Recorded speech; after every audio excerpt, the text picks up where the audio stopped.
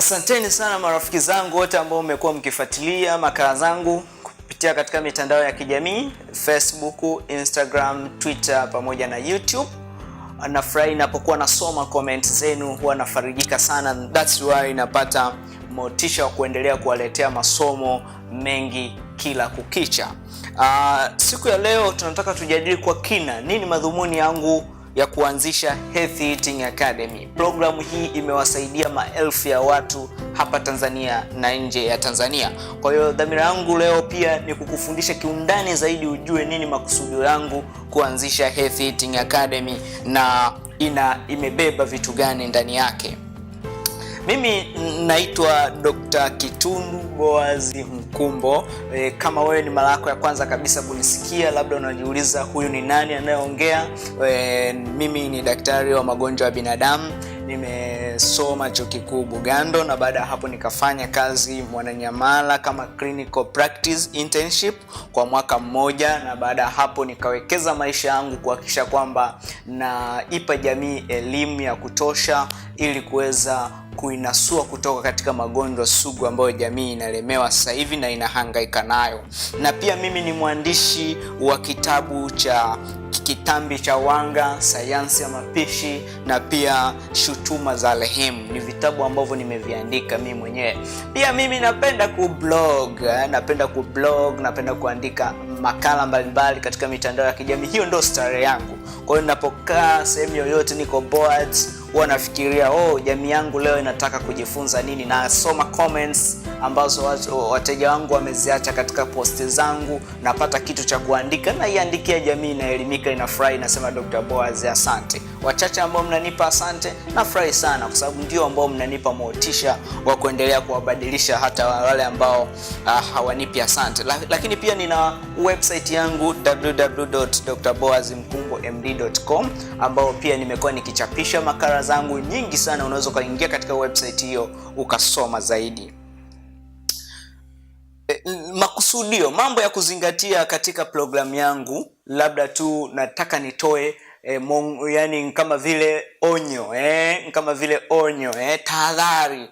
Elimu hii inalenga kuhamasisha kutoka kwenye mfumo mbaya wa lishe na si vinginevyo. Kwa hiyo elimu hii ni elimu tu ambayo ninalenga kukuhamasisha wewe kutoka kwenye mwenendo mbovu wa lishe, mwenendo mbovu wa maisha yako ya kila siku, ili uweze kujinasua na magonjwa yanayokusumbua. Pia elimu hii unatakiwa utambue kwamba mwili wa binadamu huwa unaunguza kile unachokula. Ukiupa vyakula vya wanga, mwili utaunguza wanga. Ukiupa vyakula vya mafuta, mwili utaunguza mafuta. Pia hapo nimeandika Healthy Eating Academy haijafungamana na mtu yoyote ambaye analeta maslahi katika kazi zetu. Tunajiongoza kwa kutumia kile kidogo ambacho wanafunzi wetu wanachangia ili kuendelea kuboresha kazi zetu na vipindi vyetu. Watu wengi wanaweza kufikiria labda kuna mkono fulani wa mtu ambao unafanya kupush kazi hii ifanyike kwa jitihada zote, lakini hakuna mtu yoyote ambaye anapush kitu hiki ili kuwezesha masomo haya yawe yanakuijia kila siku. Kile kidogo ambacho wapenzi wa makala zangu ambao wanachangia, aidha kwa kununua kitabu, aidha kwa asante. Napokea asante nyingi sana kutoka kwa wasomaji wangu katika mifumo mbalimbali. Mungu azidi kuwabariki sana. Hizo ndizo zinazosaidia kazi zetu hizi kuzipushi zaidi na uendelee kupata elimu katika mfumo mpya kila kukicha. Na pia tuna vitabu vya uhamasishaji kama Sayansi ya Mapishi, Kilichowaokoa Maelfu ya Watu ni Mali ya The Healthy Eating Academy. Kimeandikwa na Dr. Boaz Mkumbo ambacho kinalenga kuihamasisha jamii. Tuna kitabu kingine pia kinaitwa Shutuma za Rehemu.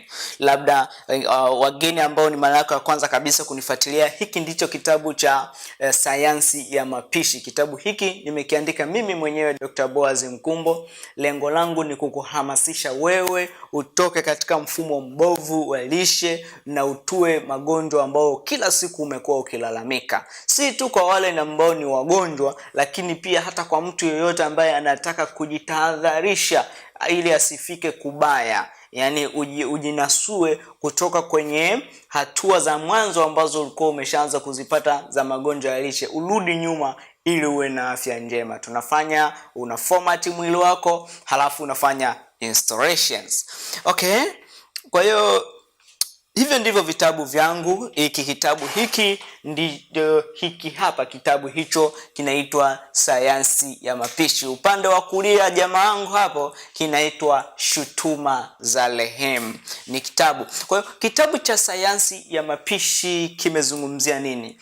Kitabu hiki kimeandikwa Sayansi ya Mapishi, suluhisho la kitambi cha wanga na magonjwa ya lishe. Kitabu hiki kimedhamiria kukuambia au kukufundisha athari za kuhujumu vyakula vya wanga na sukari. Watu wengi tunafahamu athari za kula vyakula vya mafuta, lakini hatujui athari za kuhujumu vyakula vya wanga na sukari. Kwa hiyo nimewekeza muda wangu, akili yangu, elimu yangu kuhakikisha kwamba na kudokeza, kwa sababu unaweza ukajisahau. Inaweza kuwa labda umejisahau, unakula kupindukia vyakula vya wanga na sukari. Hivyo ndivyo vinakufanya kisukari kiwe endelevu na sugu. Hivyo ndivyo vinakufanya nguvu za kiume ziendelee kufa. Hicho ndicho kinakufanya wewe uendelee kila siku kulalamika magonjwa yanayobebana kila siku. Inaweza kuwa unahujumu vyakula vya wanga na sukari. Unajiwaje?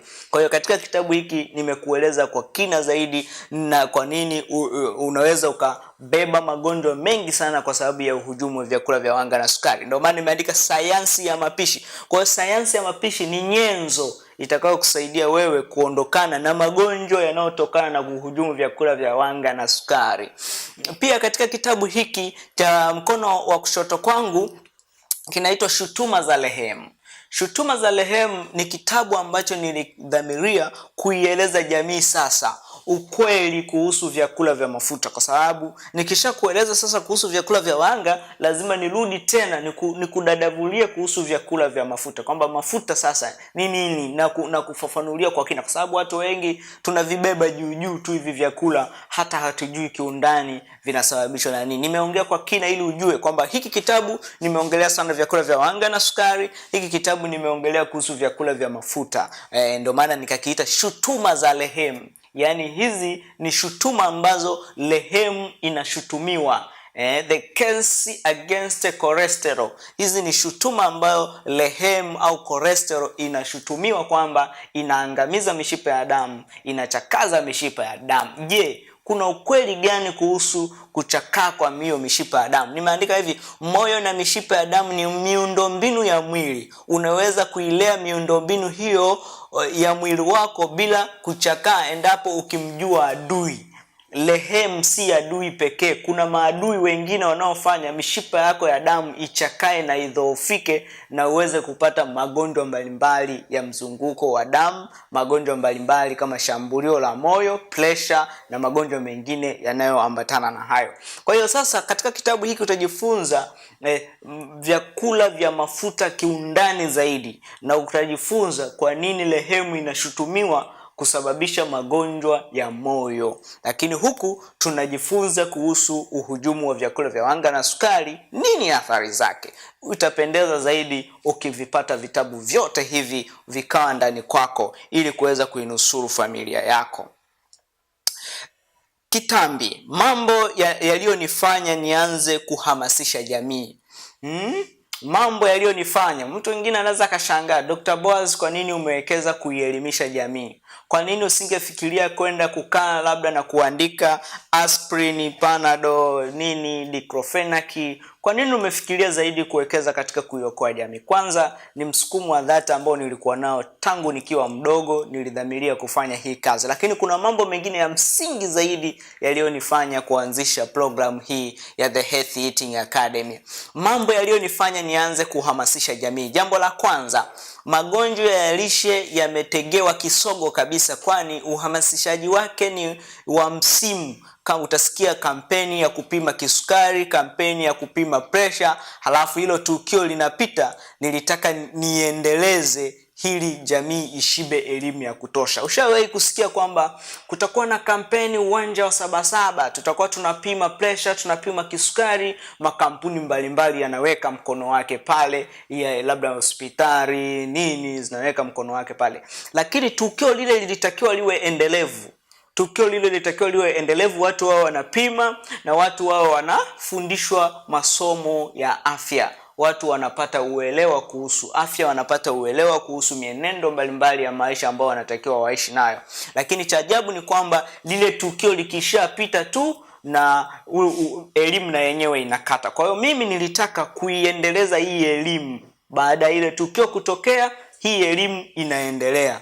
Pia wahamasishaji wengi wanaohamasisha jamii kupunguza uzito sio hata wataaluma, kwa sababu yeye tu amepungua, anafikiria kile kilichompunguza kinaweza kumpunguza ni mwingine.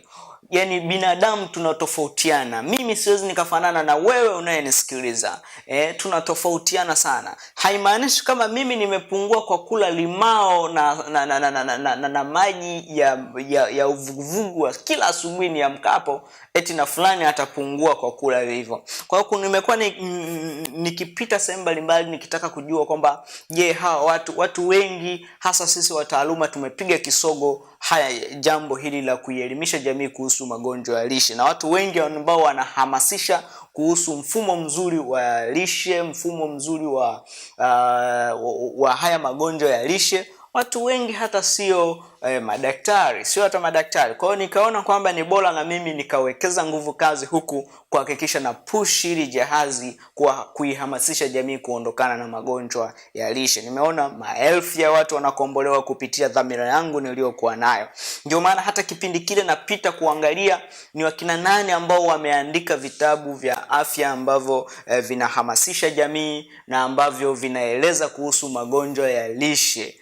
Kama kisukari, kitambi, shinikizo la damu au pressure, ugumba, upungufu wa nguvu za kiume. Nilikuwa naona vitabu vidogo vya watu mbalimbali. Kwa hiyo nikaona kwa nini na mimi nisiwekeze elimu yangu kuhakikisha kwamba naandika kitabu ambacho kitaihamasisha jamii kwa kiwango kikubwa. Nashukuru kwamba jamii imepokea vizuri sana kitabu hiki cha sayansi ya mapishi na inakipenda.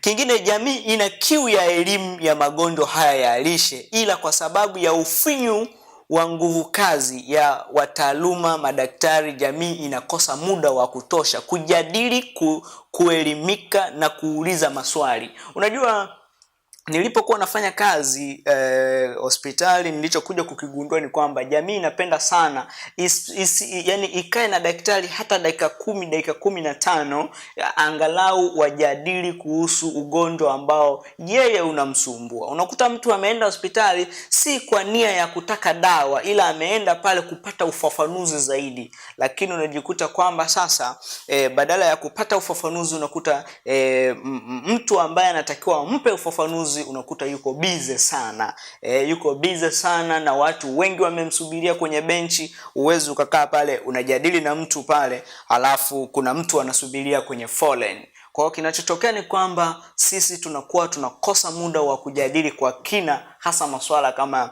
kisukari, shinikizo la damu, kitambi na nini. Matokeo yake watu tunakuwa tunabebeshana tu mizigo isiyo stahili kubebeshana, tunayoitoa vijiweni. Unaambiwa kitambi ni ulafi, wewe unalibebelea vile vile. Kitambi kinaondoka kwa maji ya uvuguvugu na vijiko viwili vya asali, wewe unabeba vile vile. Kwa hiyo ukiambiwa kitambi kinaondoka kwa majani ya mpera, wewe unaondoka na lile. Kwa hiyo unajikuta kwamba unakosa elimu sahihi itakayokusaidia wewe kukufikisha katika malengo yako. Kwa hiyo nilidhamiria mimi kukaa katikati. Mtu yoyote ambaye anahitaji kupata maelezo ya kina kuhusu kile kinachomsumbua, hata kidogo kile ambacho mimi ninacho, ndicho nilichodhamiria kuifundisha jamii. Nashukuru kwamba watu wengi wamekuwa wakikombolewa na makala ambazo nimekuwa nikiziandika katika ukurasa wangu wa Dr. Boaz Mkumbwe MD. Ukurasa ule niliuandika kama platform, sehemu ambapo tutajadiliana wote ambao wanahamasika kutaka kubadilisha mienendo yao ya maisha, kutaka kuondokana na magonjwa ya lishe. Kwa hiyo niliweka kama platform fulani ambayo tutajadili kwa pamoja mimi na wewe. Kwa hiyo Kingine, magonjwa ya lishe ndiyo yanayoongoza kwa kusababisha maumivu sugu kwa watu wenye umri mkubwa, msongo wa mawazo juu ya magonjwa na vifo katika umri mkubwa. Yote haya jamii inakosa elimu. Kuna magonjwa ambayo jamii leo hii inasumbua. Jamii leo hii inaumwa. Jamii leo hii ina msongo wa mawazo juu ya dawa nyingi zilizopo katika meza. Jamii leo hii ina msongo wa mawazo juu ya magonjwa sugu walio nayo. Jamii iko katika maumivu sugu. Jamii imelemewa kitambi, jamii imelemewa kisukari, jamii imelemewa shinikizo la damu, upungufu wa nguvu za kiume. Familia kila siku zinafarakana. Jamii haijui ifanye nini. Kwa hiyo dhamira yangu ya dhati ni kuhakikisha kwamba naipasha jamii elimu. Na nachotambua ni kwamba wale wachache ambao wanabadilisha mfumo wao wa maisha, wengi huwa wanakuja kushukuru asante. Ni maneno tu yamekuwa msaada kwa watu wengi. Kwa hiyo dhamira yangu ni hiyo ambayo ilinifanya mimi nianzishe Healthy Eating Academy. Nilitaka kuigusa jamii yangu ambayo ina kiu na maarifa. Nilitaka kuigusa jamii yangu iliyolemewa na msongo. Nilitaka kuigusa jamii yangu ambayo iko katika maumivu sugu na inahangaika kila kukicha. Nilitaka kuigusa jamii yangu na kuitua katika maradhi yoyote ya lishe ambayo yamekuwa yakisumbua jamii kwa sababu ya mwenendo mbovu au kukosa elimu. Kuna wengine si kwamba wanapenda kuishi wanavyoishi, ila ni kwa sababu hawana elimu ya kutosha. Kwa hiyo mtu ukimwambia punguza hiki, anaenda kula zaidi hiki. Punguza hiki, huku hajui afike vipi. Kwa hiyo nikuta kwamba na sisi hatuna muda wa kujadili nao. Nilitaka kukaa nao kwa pamoja niweze kujadili nao. Yes, fikra potofu. Nilipoanzisha Healthy Eating Academy, nilipata watu wengi sana waliokuwa wanahamasika kutaka kubadilisha maisha yao. Ni zaidi kama ya watu 2000 ambao nawafahamu ambao walijisajili kutaka kubadilisha mfumo wa maisha yao kwa takriban mwaka mmoja sasa. Kwa hiyo nashukuru sana wote ambao mnahamasika. Lakini ninachokutana na kitu kigumu kabisa katika jamii yangu ni kwamba fikra potofu kuhusu magonjwa haya ya lishe. Kwa hiyo napompata mtu yoyote na kuwa na kazi ngumu sana ya kumformat kile kitu alichonacho kichwani mwake na kufanya installation ya maarifa mapya. Yaani unamuondolea kile alichonacho halafu unamwekea maarifa mapya. Hii ndio changamoto kubwa ninayokutana nayo na ni ngumu kweli kweli. Lakini nashukuru kwa wale wachache ambao wanadhamiria kabisa kwamba Dr. Boaz sasa naamua kufuata elimu yako kwa 100%, na wale wengi ndio wanaonipa matunda. Mungu azidi kukubariki sana wewe ambao umekuwa ukifuatilia, na wewe pia ambao unahamasika hata kutizama na kucomment. Mungu akubariki. Huyu anasema kwamba kitambi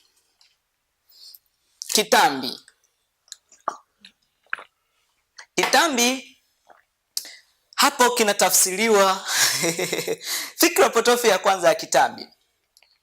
Kitambi, unakula chakula kingi kinaenda kurundikana mwilini. Hiyo ndio kitambi. Kila sehemu utaambiwa kitambi nini? Unakula kingi kinaenda kurundikana mwilini. Mwingine anaweza katafsiri kitambi ni nini?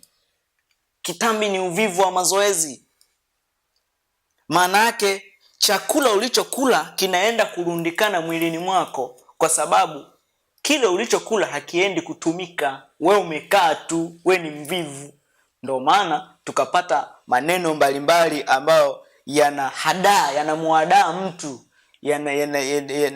yanamuudhi mtu ambaye anamiliki kitambi. Maneno kama nyama uzembe, cha uvivu, maneno mengi ambayo tumekuwa tukiwaita watu ambao ni wanene kupindukia.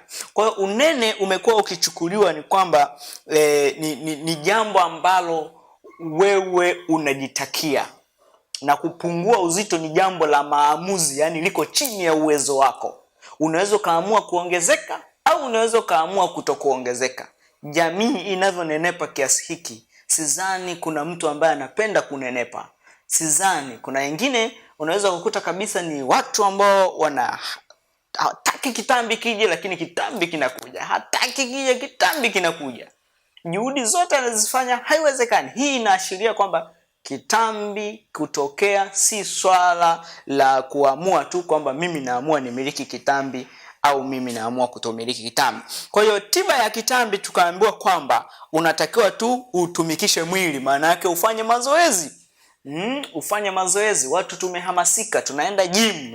Gym zingine huwa naona gym una mziki unapigwa. Wengine wanaenda kufurahia tu mziki unavyopigwa, lakini watu wengi wanaoenda gym ni watu ambao wana nia ya dhati kutaka kupungua uzito. Ndio maana hata leo hii ukaenda kufanya tafiti haraka haraka tu gym, utakuta mtu atahudhuria mwezi wa kwanza, mwezi wa pili akienda kupanda kwenye mzani hivi hajapungua hata kilo moja, mwezi unaofuata haji gym. Kwa sababu gani? Anaenda gym kwa malengo ya kwenda kupungua uzito. Haendi gym kwa sababu ya mahitaji mengine ya mazoezi katika mwili wake. Kingine ni kwamba sasa tiba ya kitambi, tukaambiwa punguza kula. Kula chakula kidogo, chunga sana kiwango unachokula, kalori, alafu pia kula matunda na mboga za majani kwa wingi. Pia mafuta yana calories nyingi, hayaruhusiwi. Hiyo ndio tiba ya kitambi tuliyoambiwa. Hizo zote ni uongo. Uongo mwingine ni kwamba makundi ya vyakula hufanana. Eti hapa nina parachichi calories 320, ufananishe na hiki kinywaji ambacho kina calories 320. Ni kitu ambacho hakiwezekani hata siku moja. Kwamba jinsi gani mwili wako utakavyoitikia pale utakapokula parachichi, the body's metabolic response pale unapokula parachichi na pale unapokunywa hiki kinywaji. Kwa hiyo hakuna mfanano wowote. Vyakula hivi vinakuwa na calories sawa, lakini vina mwitikio tofauti vinapoingia katika mwili wa binadamu. Kwa hiyo kuna usemi wa kwamba chochote ambacho unakula kinafanana na kinaweza kukunenepesha endapo tu ukizidisha kiwango unachotakiwa kula mwilini mwako. Huu ni uongo. Kwa hiyo haimaanishi kwamba eti chochote unachokula kinaweza kunenepesha. Siwezi kukubali hata siku moja, kwa sababu parachichi calories 320 haiwezi kufanana na kinywaji hiki ambacho kina calories 320, let's say. Kwa hiyo kitu cha kufanya hapa, vyakula vinatofautiana. Mwili huwa unaitikia tofauti kutokana na aina ya chakula fulani ambao mwili wako umeupa. Sasa hapa tuna mwongozo wa lishe. Hapo rafiki yangu anajiuliza sana, kwa nini mimi nafuata mwongozo huu alafu sipungui? Rafiki yangu hapo ameshika kalamu anajiuliza, kwa nini mimi nafuata mwongozo huu halafu sipungui chochote? Mwongozo wa lishe ambao ulitoka mwaka 1977 Amerika, na pia British ulitoka mwaka ulifika British mwaka 1983. Huu mwongozo ulikuwa unaitwa American Dietary Guideline. Ulikuwa na dondoo. Dondoo ya kwanza ilisema kwamba unatakiwa ujue kitu tunakiita eating pattern. Ujue yani unatakiwa ukusanya vitu gani pale. Ndipo tukaletewa kitu kinaitwa balanced diet. Unatakiwa uguse chakula kiwe na proteini, kiwe na matunda, kiwe na mboga za majani, kuwe na maji pale nini, kwa pamoja ndio tunaita balanced diet.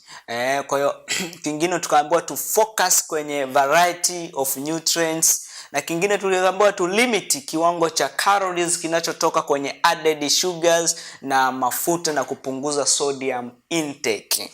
Vitu vyote hivi tumevifuata, vitano. Tufanye mazoezi, tufanye nini, vyote hivi tumefanya. Lakini bado jamii ndivyo inazidi kunenepa. Jamaa wangu hapa anashangaa kwa nini inanenepa. Hizi ndo key recommendation. kilichosisitizwa sana na American Dietary Guideline, mwongozo wa lishe ambao tunautumia hata sisi leo hii, na wewe ambao unautumia hapo, na wewe ambao unautumia na umenenepa kiasi hicho, na una pressure na una kisukari, mwongozo ambao unautumia na kila siku ambao unautekeleza ni huu hapa. Huyu anajiuliza, kwa nini mimi natekeleza hicho lakini mbona naendelea kuugua? Inaweza kuwa hata wewe umeshika shavu, unajiuliza, kwa nini natekeleza hicho ambacho mimi nafundishwa, lakini mbona naendelea kuongezeka uzito? Kwa nini sukari yangu haishuki? Kwa nini pressure yangu haishuki? Kwa nini natoka kwenye kidonge kimoja naenda vidonge viwili? Lazima kama una akili timamu, kikliki kwenye akili yako, ujue namna gani unaweza ukainasua afya yako kutoka kwenye mtego ulionasa. Mambo machache. Mwongozo umetoka. Kwa nini tunashindwa kunani? Umeambiwa kwamba kitambi ni ulafi na unatakiwa ufanye mazoezi. Ukila kupindukia, ukila chakula kingi kinaenda kulundikana, kinakusababishia kitambi. Kwa hiyo kitu ambacho unatakiwa ufanye, unatakiwa uhesabu kalori. Mfano sasa, hii ni sahani tulioahidiwa kuwa itakuwa ni mkombozi maishani mwetu. Ni sahani ambayo tuliahidiwa itakuwa mkombozi maishani mwetu. Sahani hii huwa naikuta imebandikwa sehemu nyingi sana, kwamba hapo unatakiwa uweke fluids, unatakiwa uweke nafaka, unatakiwa uweke mboga za majani, unatakiwa uweke protini. Kwa pamoja inaitwa my plate. Hii ndo plates, hii ndo sahani tulioahidiwa tangu mwaka 1977 itakuwa mkombozi katika afya yetu. Lakini tunashangaa tunaendelea kubebelea vitambi kila kukicha, tunaendelea kubebelea magonjwa kila kukicha. Ukiangalia hapa ni breakfast. Breakfast tunaambiwa unatakiwa upangilie breakfast ya hivi, alafu iwe na total calories 726. Hivi ushawahi kukuta wapi sehemu yoyote daktari anafundisha au mtaalamu wa lishe anafundisha au mtu yoyote ambaye hana elimu ya afya anajua kwamba ndizi moja ina calories ngapi, chungwa moja lina calories ngapi, parachichi lina calories ngapi? Vyakula vyote ambavyo tunavitoa sokoni, wote tunavijilia tu vyakula. Kwa elimu yenyewe hata hii inayoshinikizwa jamii iifuate, imekuwa ni changamoto sisi wenyewe kuitekeleza, jamii ipate kuelewa kwamba inaponunua boga sokoni, jamii ijue boga hili lina calories ngapi ili tuhesabu calories. Kwa maana hiyo sasa, kama hatufundishi kujua boga lina calories ngapi, kama hatufundishi kujua ndizi tunayonunua sokoni na calories ngapi, hatufundishi kujua parachichi tunayonunua lina calories ngapi sokoni, maana yake ni nini? Maana yake tukimbilie vyakula ambavyo viko calibrated na calories. Tuende supermarket, naomba oatmeal liko calibrated kabisa. Hii kimfuko kizima kina calories kadhaa. Kwa hiyo now you can estimate your caloric intake kwa siku moja au kwa mlo mmoja, kwa sababu kile chakula kiko calibrated na calories. Kwa hiyo maana yake ni kwamba elimu ya calories hii haijatekelezeka tangu mwaka 1977, haijatekelezeka. Tumebaki tu tukisema ngumi, ugali ngumi, sijui nini, lakini hakuna uhalisia wowote kwamba hii elimu inatekelezeka kabisa kwa kina. Jamii imebaki tu inaelea. Kingine ni kwamba lunch lunch unaona calories ngapi? 507. Amekuwekea hapa carrots, 4 baby carrots, kakuwekea slices za whole breads hapa. Huu ni mwongozo wa lishe uliotoka mwaka sasa hivi ndio huu mwongozo ambao tunatumia. Hizi picha nimezitoa kwenye mwongozo wa lishe wa mwaka 2015 mpaka 2020, kwa sababu kila baada ya miaka 5 mwongozo wa lishe unatoka. Kwa hizi picha nimezitoa pale. Hebu cheki lunch. Kwa hiyo wewe, nani ambaye anajua carrot ina calories ngapi? Nobody. Hii elimu, kwa hiyo hatufundishwi kabisa elimu hii. Kama hatufundishwi elimu hii, tufanye nini ili tuweze kunusuru? Unaona hapa tunaambiwa low fat milk. Umenielewa? Tutakuja tuone huko mbeleni kwamba low fat milk anamaanisha nini. Kwa hiyo mimi nakuonyesha tu hapa ni dina. Dina anamaanisha calories 760 katika sahani tuliyoahidiwa. Sasa tunataka tujue kwamba kwa siku nzima unakula calories ngapi. Tutachukua calories za breakfast, tutajumlisha na calories za lunch, tutajumlisha na calories za dinner kwa pamoja. Calories za breakfast ni 726. Kwa hiyo 726 kujumlisha calories za lunch 507, kujumlisha calories za dinner calories 761, sawa sawa na calories 1994. Hiki ndicho kiwango ambacho mwongozo wa lishe unatuambia. Swali la kujiuliza ni kwamba nani leo hii ambaye anajua vyakula vya sokoni vina calories ngapi? Je, ni juhudi gani zimefanyika kutaka kuielimisha jamii kwa kina kuhusu calories? Kama wataalamu ndo wanajua kwamba ndizi moja ina calories ngapi, tikiti moja lina calories ngapi, na kipande kikubwa katika mfumo upi ni sawa na calories ngapi, kwa nini jamii tusifundishwe namna ya kutumia elimu ya calories kiuhalisia ili tuweze kujinusuru na haya magonjwa?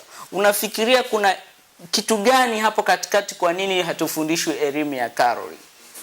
Elimu hii unafikiria ni rahisi sana kuitekeleza au ni ngumu sana kuitekeleza? Elimu hii inadhamiria nini? Inadhamiria kutukomboa kupitia kula vyakula halisia, vyakula asilia tunavyovinunua sokoni au tunavyovitoa direct kutoka shambani, au inadhamiria kutupush kwenda kununua vyakula vilivyokuwa calibrated na calorie, kwamba ili uweze usizidishe calories nunua. Ndio maana makampuni hata ya vinywaji vyenye sukari vinakuambia kwamba kinywaji hiki hakinenepeshi, kinachonenepesha ni wewe umezidisha calories. It is your conscious control sasa kumonitor kiwango cha calorie. Utamonitor vipi hauna elimu kujua kwamba parachichi moja lina calories ngapi, ndizi hii ina calories ngapi, tikiti maji, nanasi unalokula lina calories ngapi? Kwa tuko black, hatujui tufanye nini. Kwa jambo ambalo nataka nikuambie hapa ni kwamba sahani ile imekuwa ni sahani ambayo inatuletea changamoto sana. Kingine kilichoongelewa katika mwongozo wa lishe, tofauti na kuhesabu calorie tulivyoambiwa kwamba tunataka tuhesabu calories ili tusizidishe chakula tunachokula. Hakuna leo hii mtu ambaye anajua ugali ambao anautenga nyumbani kwake anazidisha au azidishi. Kama ni kweli jamii inajua kwamba chakula inachokula, ugali inayotenga, wali inayotenga nyumbani inazidisha, kwa nini tunasubiriwa mpaka tuugue kisukari ndipo tuambiwe kwamba kula ngumi yako? Kwa nini unasubiriwa uugue kisukari ndipo uambiwe kwamba wali unaokutosha ni ngumi yako? Hiyo ngumi imeandikwa wapi? Hili ndilo swala ambalo tunatakiwa tujiulize kwa kina zaidi, tuone namna gani tunaweza tukaisaidia jamii kwa namna moja au nyingine. Swala jingine lililozungumziwa ni mafuta ambayo tunatakiwa tupikie. Kabla ya mwongozo wa lishe tulikuwa tunatumia mafuta sio ambayo tunatumia nyakati kama hizi. Tulikuwa tunatumia mafuta ambayo yako huku upande, mafuta haya huku juu. Tulikuwa tunatumia mafuta ya samuli kama mnavyojua, tunachekecha maziwa, tunapata mafuta, tunatumia. Lakini leo hii mafuta yale imekuwa ndo mafuta ambayo ni nini? Ni mabaya. Ukichukua kuku utaambiwa chukua yule kuku, ondoa ngozi ndipo ule kuku. Ukichukua nyama unaambiwa ondoa yale mafuta, kula nyama ambayo haina mafuta. Ukichukua maziwa unaambiwa ondoa mafuta, kula maziwa. Kwa hiyo hatuli vyakula halisia. Lazima kwanza kile chakula ulicho lazima kifanyiwe maboresho kwa mkono wa binadamu ndipo kiitwe chakula salama. Sasa tunatakiwa tujiulize, mwongozo huu unatusaidia kwa namna vipi tuweze kuondokana na magonjwa? Kule tumeambiwa tunatakiwa tuhesabu calorie, na vyakula tunavyovitoa shambani havijawa calibrated na calorie. na sisi hatujui kuhesabu kalori. Jamii haijui kuhesabu kalori, haijui ugali inayotenga mezani, wali inayotenga mezani, chapati inayokunuta asubuhi inazidisha kalori au haizidishi. Elimu ya kalori ni nzuri sana, labda ingekuwa inatekelezeka, lakini haitekelezeki. Sasa jamii inakula tu. Mtu anakuja kuugua, ndipo unaanza kumwambia kula ngumi yako, kula ngumi yako. Kwa nini tunatakiwa wewe mwenyewe sasa take action? Wewe mwenyewe uanze kuipigania afya yako kabla haujafika mbali.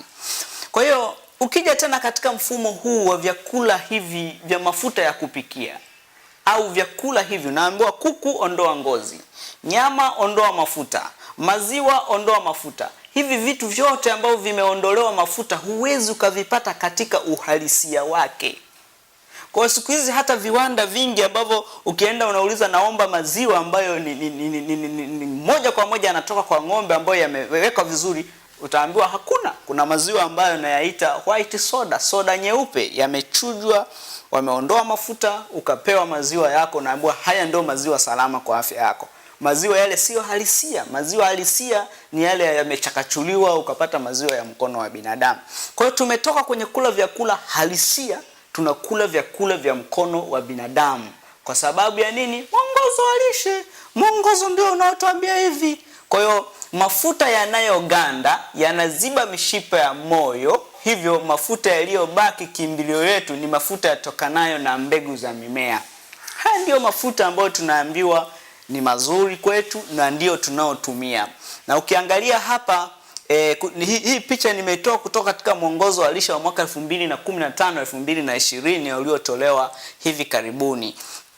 Inaonyesha mafuta haya jinsi gani. Unaambiwa kwamba angalia sana mafuta saturated fat. Ukikuta kiwango cha saturated fat, mafuta yanayoganda ni kiwango kikubwa, hayo mafuta si mazuri kulingana na mwongozo wa lishe. Kwa hiyo utajikuta kwamba mafuta kama ya alizeti, mafuta sunflower, safflower, canola oil, corn oil, soy, cotton seeds oils, mafuta hayo ndio mazuri na ndio ambayo tunayatumia kwa wingi sana watu mbalimbali. Lakini mbona hatuponi? Tunaambiwa haya mafuta yanalainisha mishipa ya damu. Mbona hailainiki? Mbona tunazidi kuugua tu? Nini chanzo cha kuugua kwetu huku? Hiyo ndio swali ambalo we mwenyewe unatakiwa ujiulize. Nilikuwa nasoma mwongozo wa lishe, kuna picha hapa pembeni nimeiweka. Hii picha figure 1.1 katika mwongozo wa lishe inasema adherence of the USA population ages 2 years and older to the 2010 dietary guideline as measured by using total healthy eating index. Huu ni mchoro, ni grafu ambayo inaonyesha jinsi gani watu wamezingatia mwongozo wa lishe bila kukiuka.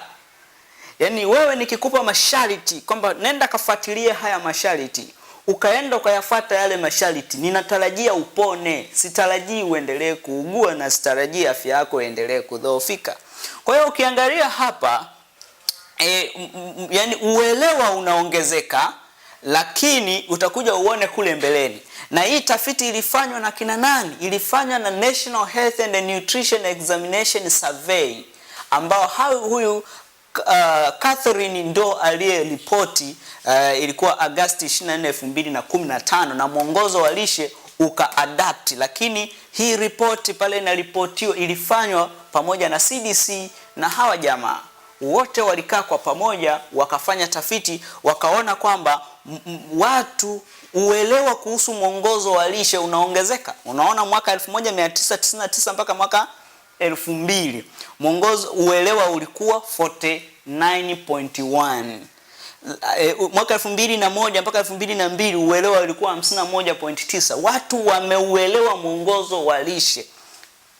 Ukiangalia hapa ni hema la CDC na National Health and Nutrition Examination Survey walipokuwa wanakusanya data, na walikuja wakaona uelewa unaongezeka. Sasa tuone kama uelewa unaongezeka, lazima rate ya magonjwa ipungue.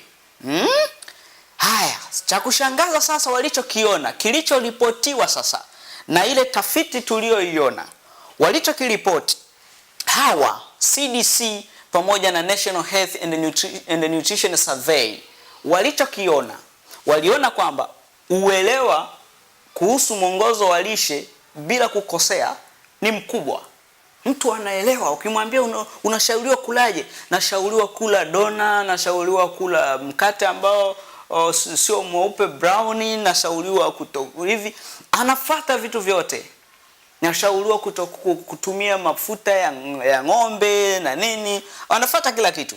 Kwa hiyo mwongozo ulionyesha kwamba ushauri ule unaeleweka kwenye jamii. Kama ushauri unaeleweka, natarajia grafu hii ibadilike.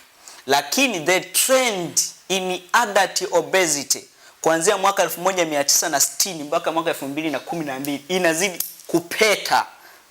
Sasa tunatakiwa tujiulize, nani ambaye anasababisha uelewa unaongezeka kuhusu mwongozo wa lishe, lakini mbona trend ya magonjwa inaongezeka? Do you see graph inaendelea kupanda? Watu ambao wana overweight inaendelea kupanda. Watu ambao they are obese, graph inaendelea kupanda. Watu ambao they are extremely obese, jamii inazidi kunenepa kila kukicha, bila kujali wanauelewa mkubwa kiasi gani wa mwongozo wa lishe. Hivi au kuna shida pale katikati?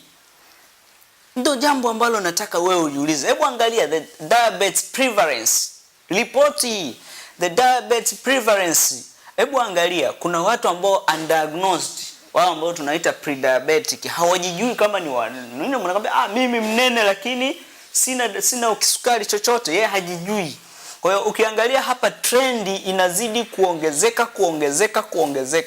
Unaona? Kwa hiyo kadiri miaka inavyoenda, kuanzia mwaka 1988 ukiangalia mpaka kuja kufika mwaka 2012, angalia statistical data zinavyosema, inanishangaza sana. Hapa ndipo hata wewe mwenyewe unatakiwa ujiulize, kwa nini uelewa unaongezeka lakini magonjwa yanazidi kuongezeka? Tulitarajia kama watu wanaelewa kuhusu mwongozo wa lishe, basi rate ya magonjwa ingepungua. Tunakuja hapa sasa, kitu ambacho kilinishangaza sana kwenye tafiti hiyo ni kwamba kwenye hiyo survey walipokuwa wanakusanya data mbalimbali kuona kama watu wanafuata mwongozo wa lishe, wanataka kuangalia burden, mzigo wa magonjwa ya lishe, kitu kilichonishangaza kwamba energy intake, caloric intake, kwa sababu mwongozo wa lishe unatuambia tunatakiwa tuhesabu kiwango cha calories tunachokula. Kwa hiyo tunatakiwa tusizidishe calories tunazokula. Kwa hiyo tushaelewa kwamba ukizidisha calories unanenepa. Lakini kwa nini sasa mwaka 1977 mpaka 78 caloric intake ilikuwa ni 1875? Mwaka 1994 mpaka 98 ile kiwango kilikuwa 2033. Kwa nini imeongezeka? Kwa nini watu wanaongeza calories despite ya kuelewa kwamba mwongozo wa lishe unasema nini? Haya, mwaka 2009 mpaka 2010 caloric intake 2081. Kila kukicha watu wanazidi kula kupindukia. Binadamu anakula calories nyingi kuliko anavyoshauriwa. Kwa nini? Kwamba wewe nakwambia bana, wewe unanenepa kwa sababu unakula sana. Alafu nashangaa kesho yake na kukuta unakula sana. Unanenepa kwa sababu unakula sana, na nakueleza madhara ya kula sana, utapata kitambi. Alafu kesho yake nakuta unakula sana. Maana yake nini? Huwezi ukajizuia kutokula sana kwa sababu ni jambo ambalo liko nje ya uwezo wako. Ndio jambo la kujiuliza hapa. Nini kinachomfanya mtu aendelee kuongeza kiwango cha calories huku tunamfundisha ulafi ni mbaya? Jiulize.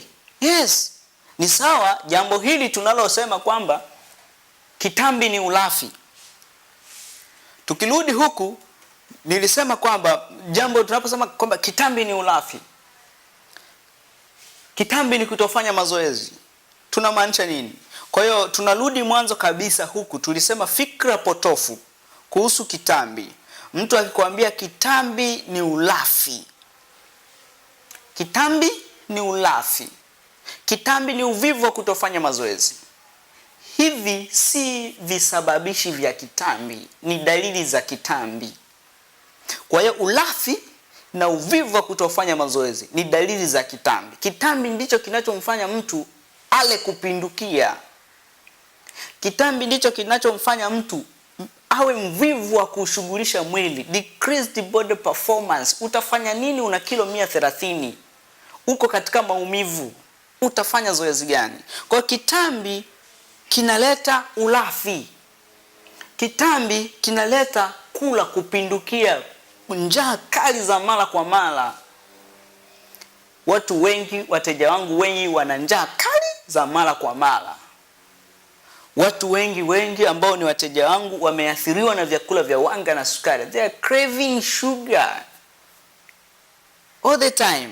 Kwa hiyo tufanye nini ili tuweze kumnusuru huyu mtu? Hatuna haja ya kumwambia acha kula, kwa sababu ni jambo ambalo liko nje ya uwezo wake. Ni jambo ambalo liko nje ya uwezo wake. Anakula kwa sababu mwili unamsukuma kula. Kwa hiyo ukisema acha kula, ni sawa kama mtu namuuliza kwamba kwa nini Dr. Boaz ni mlevi? Unaniambia Dr. Boaz ni mlevi kwa sababu anakunywa sana pombe. Ni uongo. Kwa sababu, kwa hiyo ukitaka kuniambia tumtibu vipi Dr. Boaz kuhusu ulevi wake, tunatakiwa tumtibu kwa kumzuia kunywa pombe. Kwa hiyo mimi ukiniambia Dr. Boaz kesho usinywe pombe, sitakuelewa. Unajuaje? Inaweza kuwa mimi ulevi wangu unasababishwa either